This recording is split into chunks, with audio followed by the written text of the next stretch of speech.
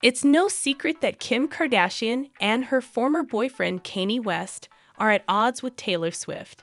And although there are moments when everything seems to be going well between them once more, there are other instances when things turn bad once more. As you can see, the drama initially just included Kanye West and Taylor Swift. However, it didn't take long for Kim Kardashian to begin filming scenes with Taylor. At that point, their hatred became fully developed, and this drama was only rekindled a few times. But it's not the same as before. Taylor dealt with this alone the entire time because she wasn't seeing anyone at the time, or her ex-boyfriends weren't interested in getting entangled in the drama. However, Taylor's new partner, Travis Kelce, has intervened to support her, and he has undoubtedly sent a message to others not to tamper with her. However, what precisely transpired? In what way was Taylor Swift disparaged by Kim Kardashian? Above all, what action did Travis Kelce take to support Taylor? We will uncover all of this in today's video, so be sure to watch through to the very end to ensure you don't miss a single juicy tidbit. Before we get started, remember to subscribe to my channel so you can keep up with all of the celebrity dramas. At the 2009 Video Music Awards, Kanye, Kim, and Taylor began their entire drama. That evening, Taylor won the Best Female Video Award. As she was accepting the prize and giving a speech about how appreciative she was, Kanye stormed the stage, grabbed the microphone away from her, and exclaimed, "I'm so happy for you. I'll give you time to complete." However, Beyoncé had one of the all-time great videos. "I'm very delighted for you. I'll let you to conclude." I'm really happy for you. I'm gonna let you finish. But Beyonce had one of the best videos of all time. As many felt it was just wrong to take away someone else's glory and essentially tell them that someone else was more deserving of the honor than her. A few days later, Kanye had to apologize in an interview due to the overwhelming unfavorable response he received. He stated in the interview that "I had no right to take away Taylor's moment because it was hers. I sincerely apologize." However, Taylor claimed that this was insufficient and that Kanye never offered her a personal apology.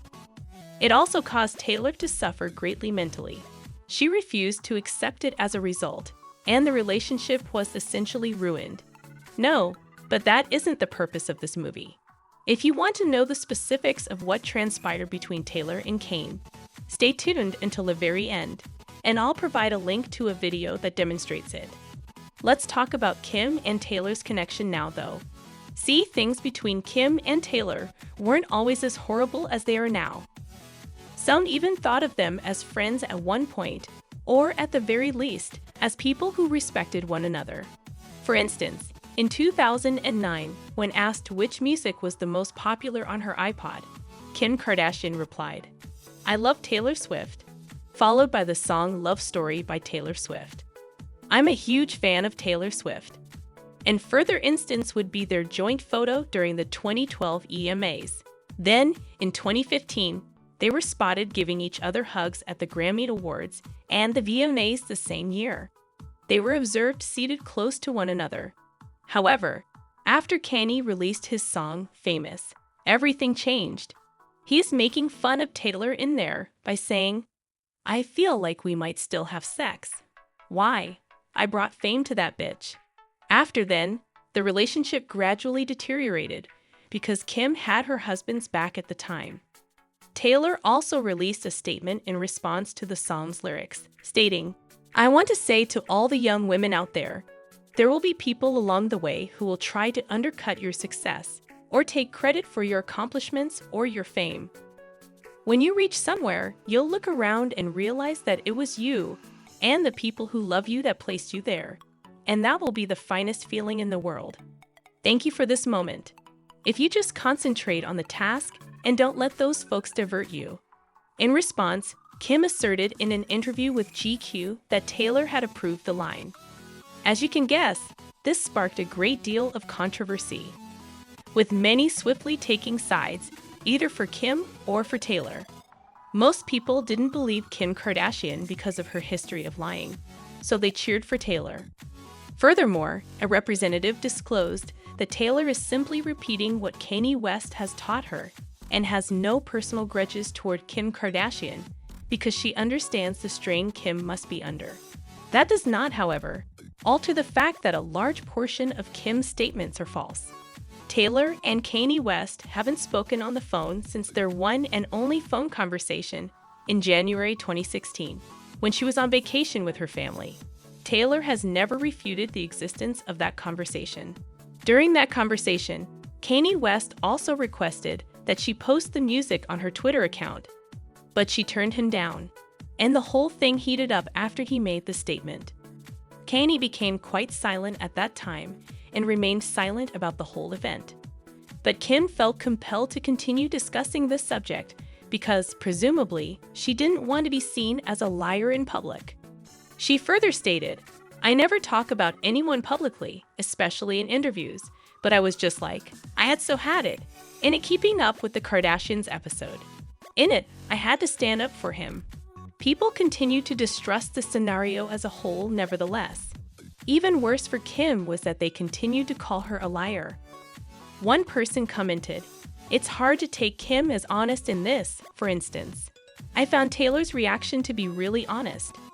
In addition, Taylor's background of integrity just appears more trustworthy than the Kardashians' capacity to manipulate the media.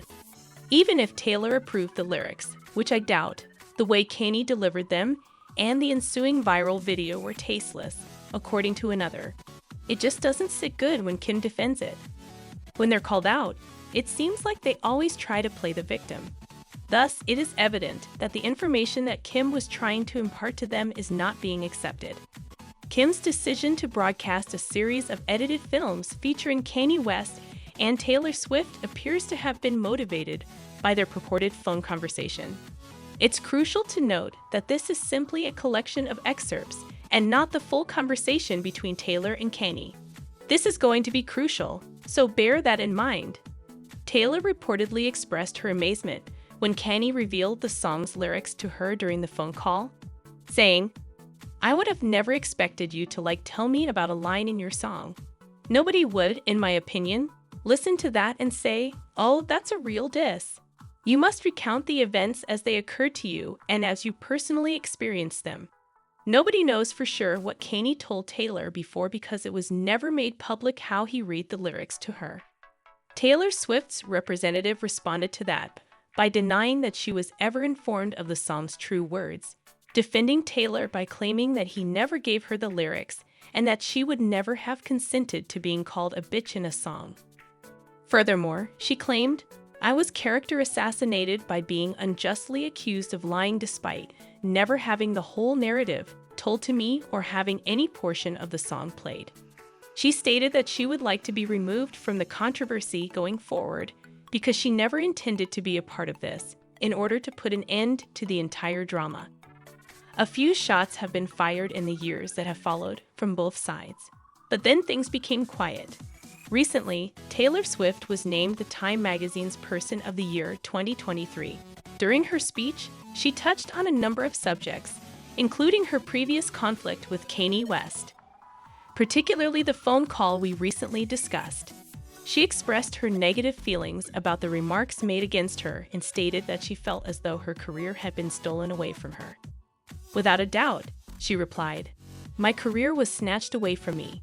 Kim Kardashian manipulated an illegally taped phone call and used it to fabricate a story that falsely accuses me of lying to the public.